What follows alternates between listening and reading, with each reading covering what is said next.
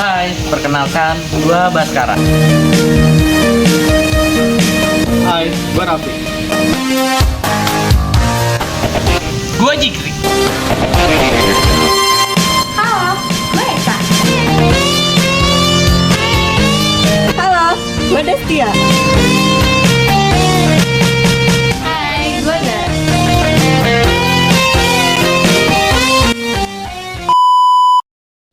Sorry.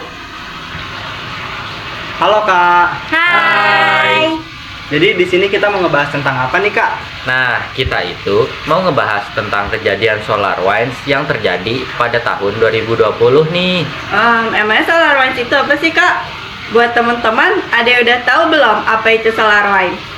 Nah, jadi SolarWinds itu adalah perusahaan yang menyediakan perangkat lunak manajemen IT dengan produk utama mereka Orion yang digunakan oleh banyak organisasi di seluruh dunia, termasuk lembaga pemerintah dan perusahaan besar. Wah, keren juga ya SolarWinds itu. Emang ada kejadian apa sih?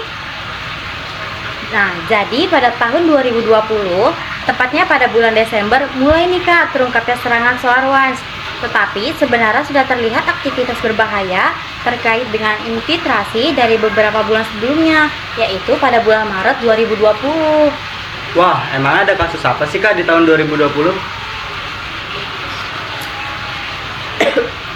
Jadi, ada sekelompok penyerangan yang disiapkan malware dalam pembaruan perangkat lunak SolarWinds Orion yang kemudian didistribusikan ke banyak pelanggan sebelum terdeteksi. Maksudnya gimana tuh Kak? Nah, pokoknya sekelompok penyerang itu berhasil mengakses sistem pengembangan SolarWinds. Di sini tuh mereka menyisipkan kode berbahaya atau malware ke dalam pembaruan perangkat lunak yang sah. Kode berbahaya ini tuh dikenal sebagai sunburst. Jadi, sunburst itu berfungsi sebagai backdoor yang memungkinkan penyerang untuk mendapatkan akses ke sistem yang terinfeksi. Oh, jadi gitu ya, Kak? Iya, Kak. Emangnya siapa aja sih Kak yang mengalami serangan cyber ini? Terus kenapa sih kejadian SolarWinds bisa terjadi? Nah, jadi yang mengalami ini adalah perusahaan perangkat lunak asal Amerika Serikat, yaitu SolarWinds Corporation. Mereka mengalami serangan cyber yang melanda produknya, yaitu Orion. Lalu kenapa hal ini tuh bisa terjadi? Karena adanya kerentanan dalam software Orion yang mereka distribusikan. Malware tersebut juga dapat mengakses berkas sistem dan berbaur dengan aktivitas SolarWinds yang sah tanpa terdeteksi, bahkan oleh perangkat lunak antivirus.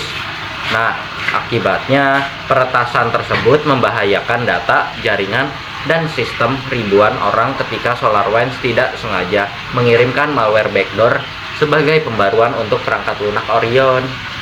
Wah, serem juga ya. Terus gimana sih Kak cara kita untuk menghindari agar tidak kena serangan cyber ini? Jadi, kita bisa memperbarui perangkat lunak secara berkala. Terus kalau bikin password itu yang rumit Kak, jangan simpel-simpel. Sama kita juga bisa bikin cadangan data kita sendiri. Terus kalau kita udah kena serangan cyber, apa sih harus kita lakuin? Jadi, yang harus kita lakuin itu pertama-tama jangan panik dulu ya.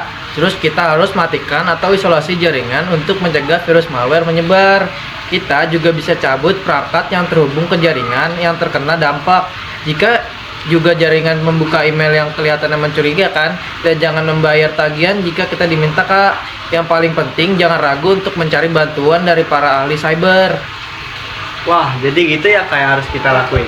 Buat teman-teman, kalau kalian ada yang terkena serangan cyber, bisa ikutin tips dari Kak Jikri nih.